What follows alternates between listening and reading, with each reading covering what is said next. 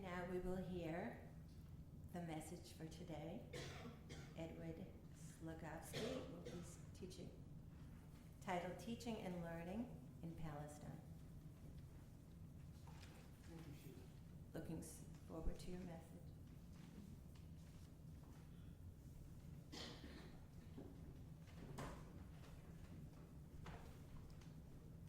Good morning to all of you. It's really a pleasure to be here in the company of such spirit. My wife and I have lived here on the island for 30 years in West Tisbury, and we are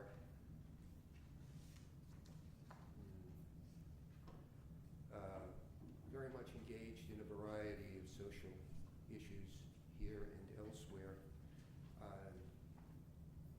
In March of last year, it was becoming increasingly brutal to watch on television as the IDF moved not just to northern Gaza, but to southern Gaza and was bombing the camps, the tents, the shooting the people coming for food to the centers.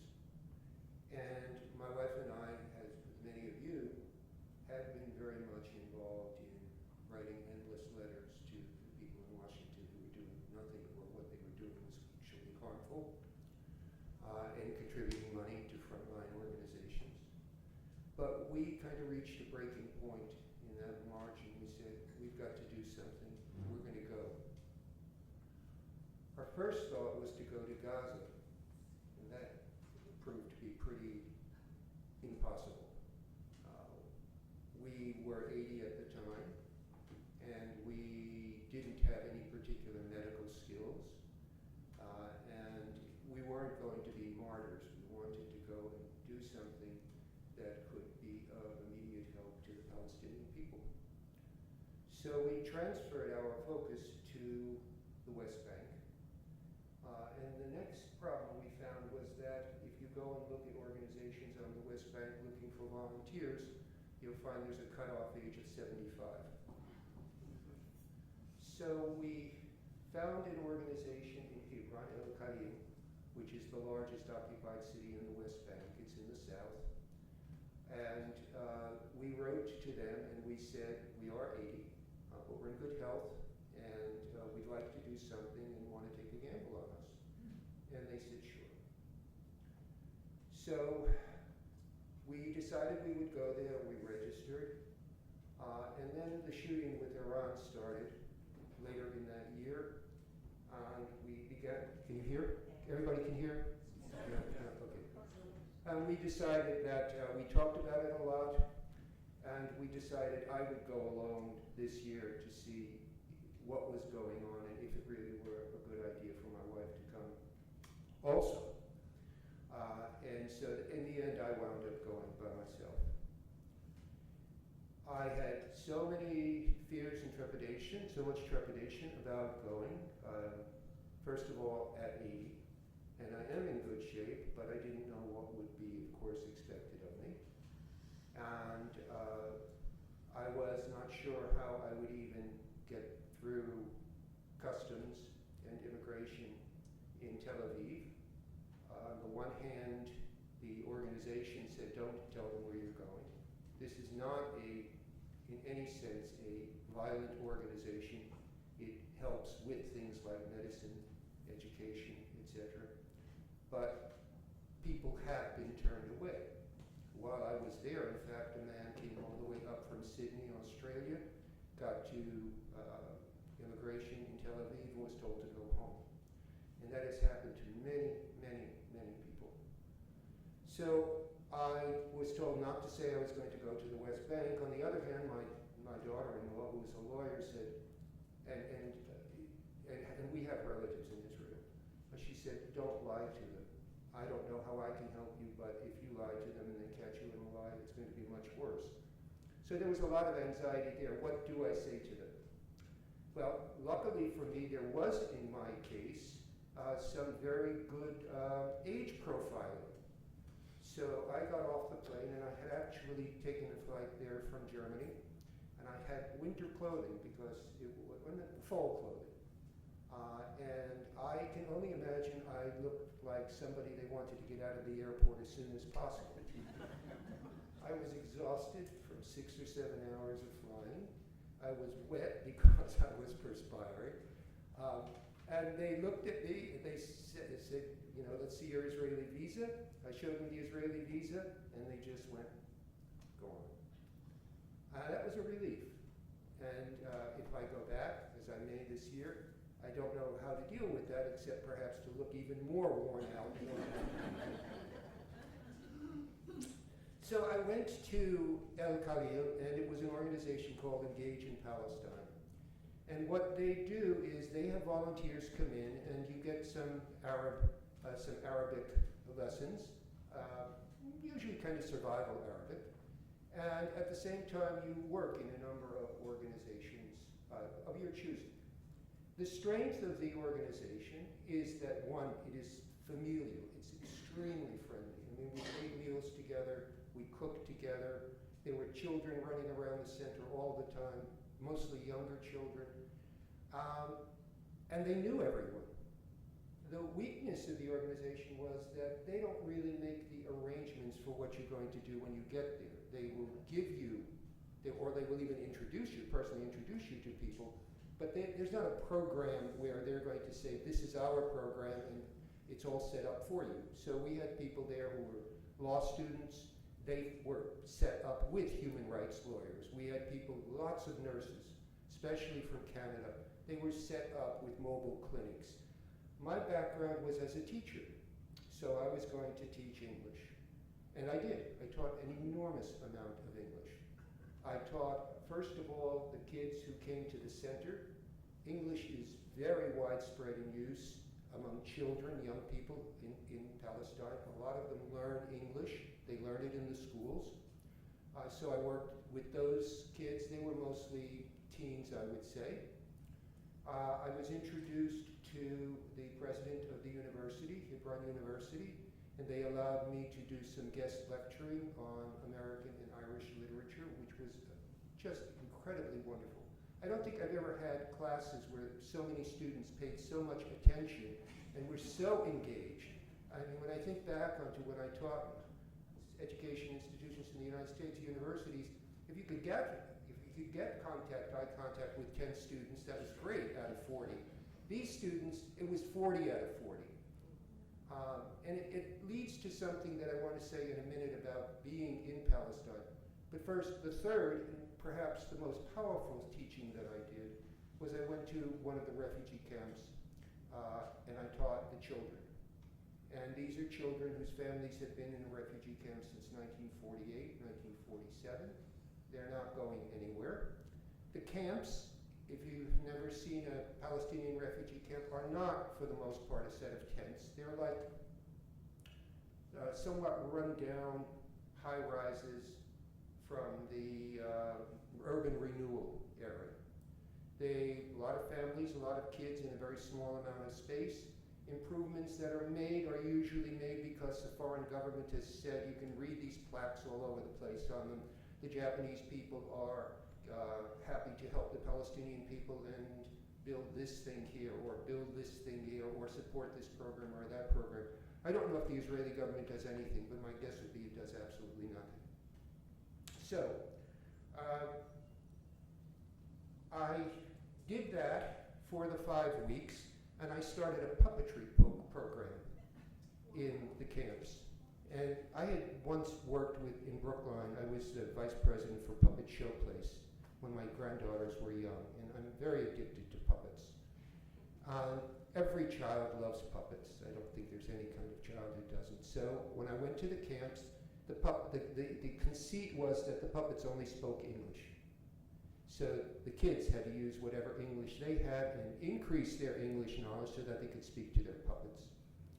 And we made puppets, and I brought a suitcase full of puppets. We made puppets, the kids made puppets. We made glove puppets by going through the markets in Hebron and buying socks and buttons and whatnot to make the puppets with. And we made just fist puppets when we ran out of that. Just things like this that you could talk with your fist. It was one of the most heartening life-affirming experiences I ever had. And my heart is especially moved by the children there.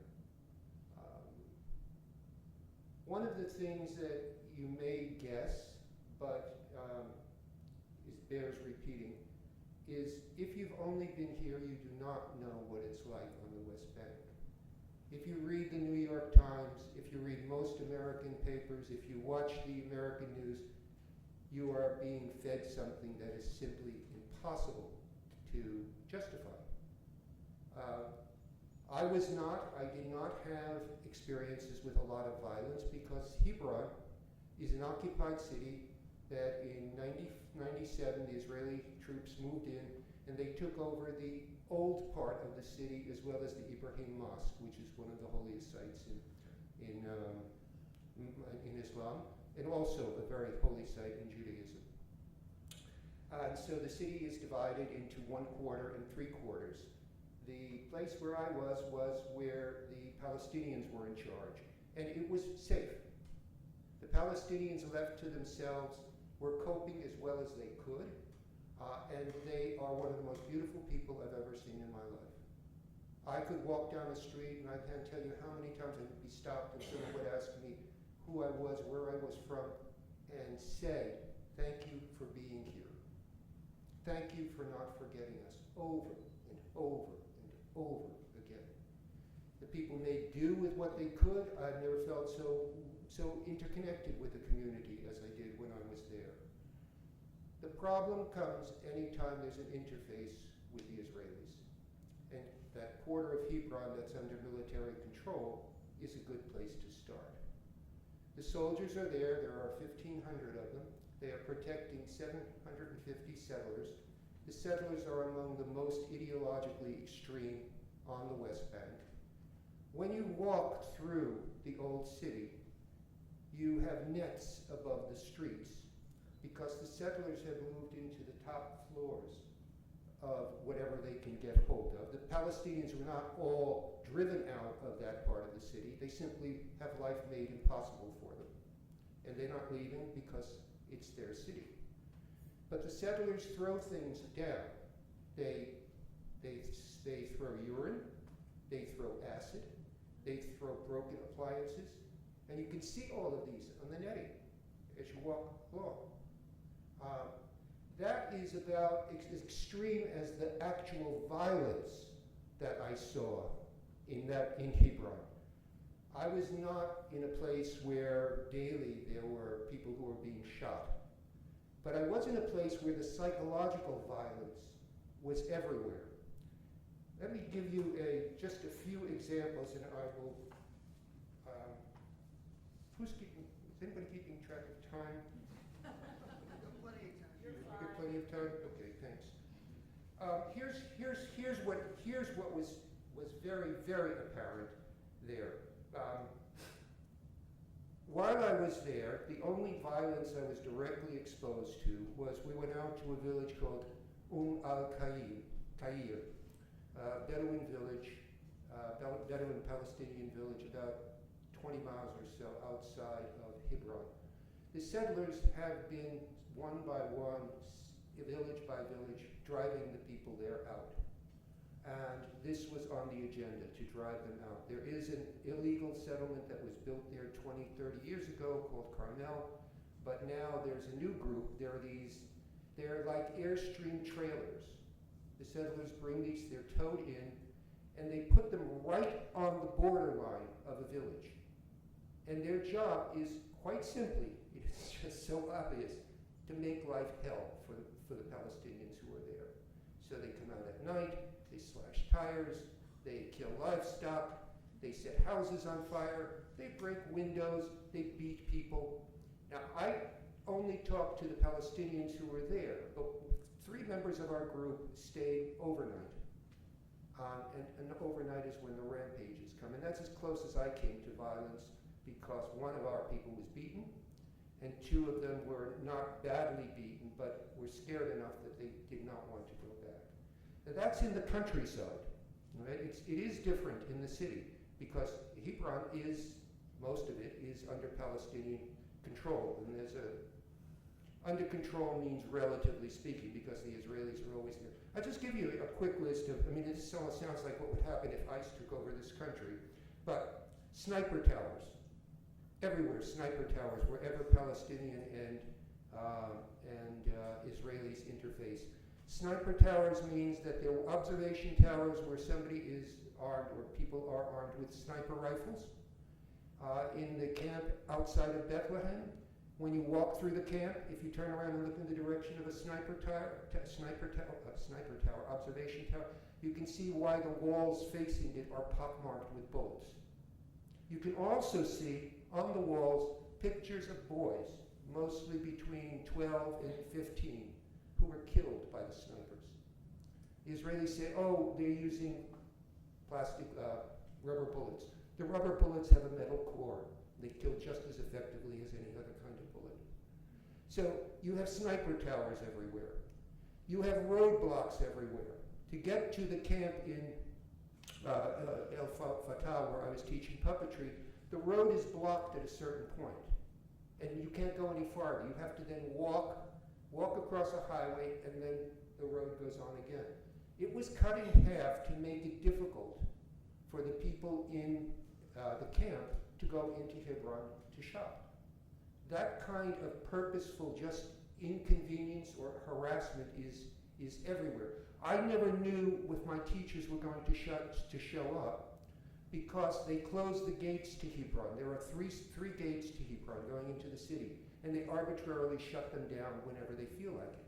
And the arbitrariness is a part of it. It's to make like, we were going once on the bus in H2, which is the Israeli controlled part, and the bus was stopped by soldiers. They don't tell you why it stopped. They never tell you. You visit families whose sons have been arrested. Not one has ever learned why the son was arrested. It's part of it's really a good way to put it would be, let me see if I have this here. The message is always, and this is from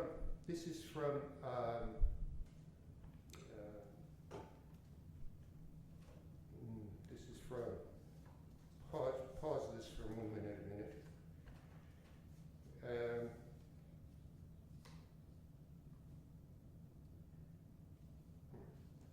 You'd think that this was something that I would really have well organized. All right. This is from Ta-Nehisi Coates. And if you never read anything about the West Bank, that is what you have to read. It is the most eloquent, beautiful capturing of what it is like to be there, coming from an African American background and seeing, as he said, the seeming arbitrariness of the Israeli interventions. Its randomness is intentional. The point is to make Palestinians feel the hand of occupation constantly. In Israel, in East Jerusalem, in H1 and H2, it's not just that we're here and you're there, it's that we're here and we're there and we're everywhere. Families will find that the troops will come in, knock or not even knock on the door to map the house. Every house in Palestine is mapped. Who lives there, what they've done, and it all is fed into an incredible database. There are surveillance cameras on the walls everywhere. You walk through the streets of Nablus, you can't walk 50 feet without finding a surveillance camera. The occupation is meticulously organized, brilliantly organized. And its purpose is, of course, to break the will of the Palestinian people. This is again from Ta-Nehisi Coates. Quote, "For as sure as my ancestors were born into a country where none of them was the equal of any white man, Israel was revealing itself to be a country where no Palestinian is ever the equal of any Jewish person anywhere."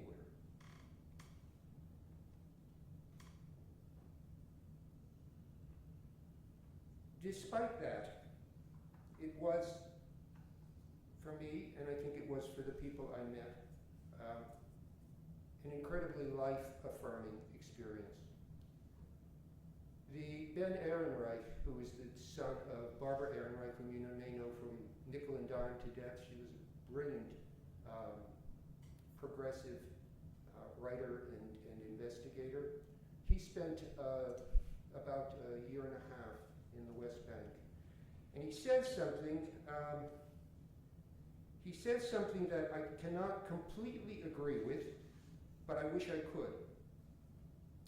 When I was traveling in Palestine, I had a strong conviction that something had to happen, that such a state of affairs could not persist indefinitely.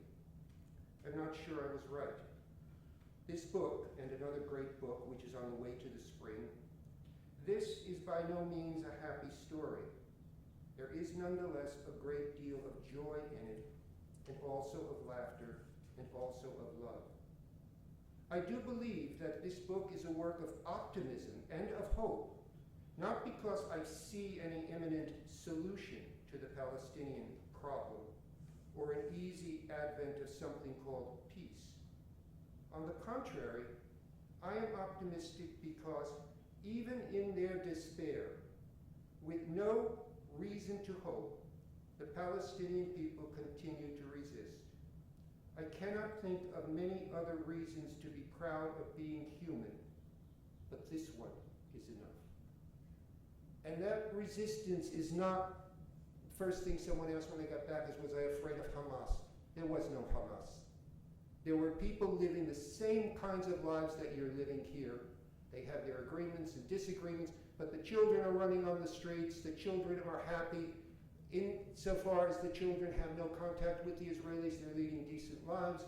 The people are trying to make a living, although after the second Intifada, when the Israelis took on part of Hebron, they closed 3,000 retail stores.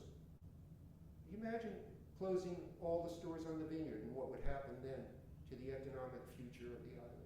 So people are desperate. And by the way, we have Olive Branch here.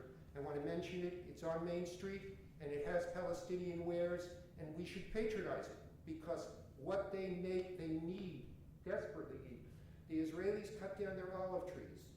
10,000 olive trees were cut down at one swatch because someone dared to talk back to an IDF captain. So I'm going to stop. I'm going to just close with two things. One, my three takeaways. These are among the most generous, kind-hearted people I have met in my life, as a whole, not just individuals.